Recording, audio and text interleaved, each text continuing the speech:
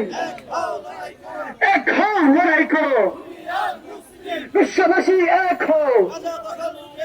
আপনারা জানেন ফিলিস্তিনের শিশুদেরকে কিভাবে হত্যা করা হয়েছে, আপনারা জানেন কাশ্মীরের মুসলমানদেরকে কিভাবে হত্যা করা হয়েছে, আপনারা জানেন ফিলিস্তিনের শিশু আবার বৃদ্ধা মহিলাদেরকে কিভাবে হত্যা করা হয়েছে। আমরা ঢাকার রাজধানী থেকে পরিষ্কার ঘোষণা করতেছি, ফিলিস্তিনের উপর যদি আর একটা আক্রমণ চালানো হয়, বাংলাদেশের তাওহীদি জনতা, বাংলাদেশের মুসলমানরা, বাংলাদেশের তরুণরা বসে থাকবে না।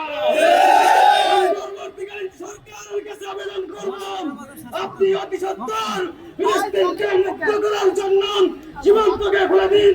বাংলাদেশের হাজার হাজার কোটি কোটি জনতা ফিলিস্তিনকে মুক্ত করার জন্য প্রস্তুতি। কাশ্মীর দখল রুখে দাও, বিশ্ববাসী এক হও, আরাকান দখল রুখে দাও। ফিলিস্তিন, ফিলিস্তিন, ফিলিস্তিন, ফিলিস্তিন। বাংলাদেশের একমাত্র স্মার্ট সিটি বসুন্ধরা এখন আরো নিরাপদ, আধুনিকতায় আরো এক ধাপ এগিয়ে। ইরার ইস্যুকে সামনে নিয়ে এসে তারা ফিলিস্তিনকে যে গণহত্যা চালিয়েছিল সেটি যাতে তারা নিরন্তরভাবে আরো ভালোভাবে চালাতে পারে ধ্বংসযোগ্যটা, সেজন্য তারা ইরানে হামলা চালিয়ে আমাদের সবার চোখ ইরানের দিকে নিয়ে গিয়েছিল। সেই ফিলিস্তিনে যেভাবে ক্রমাগত গত 14 বছর ধরে এবং গত 5-7 বছর ধরে যেভাবে প্রতিনিয়ত ঈদের দিনও, ঈদুল ফিতরের দিন, ঈদুল আজহার দিনও তারা এই আমাদের পবিত্র ভূমি বাইতুল মুকাদ্দাস সহ এই ফিলিস্তিনকে তারা রেহাই দেয়নি। আমরা দেখেছি ঈদের দিনও তারা বম্বিং করেছে। প্রতিনিয়ত তারা প্রতিদিনই আন্তর্জাতিক মিডিয়ায় খোঁজ রাখেন, তাহলে দেখবেন প্রতিদিনই আমাদের ভাই ও বোনেরা, শিশুরা, বয়স্করা থেকে শুরু করে মহিলারা সবাই শহীদ হচ্ছে।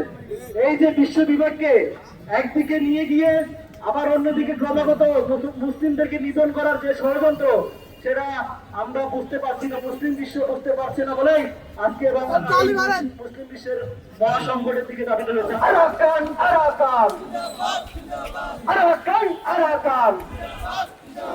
আমরা মুসলিম জাতীয়তাবাদের যারা রাজনীতি করি, আমরা স্পষ্ট বলে দিতে চাই, আমরা মুসলিম কান্ট্রি থেকে যেই দিন সেনাবাহিনী যে ইসরায়েলের বিরুদ্ধে লড়াই করবে সেই দিনই ফিলিস্তিন মুক্ত হবে।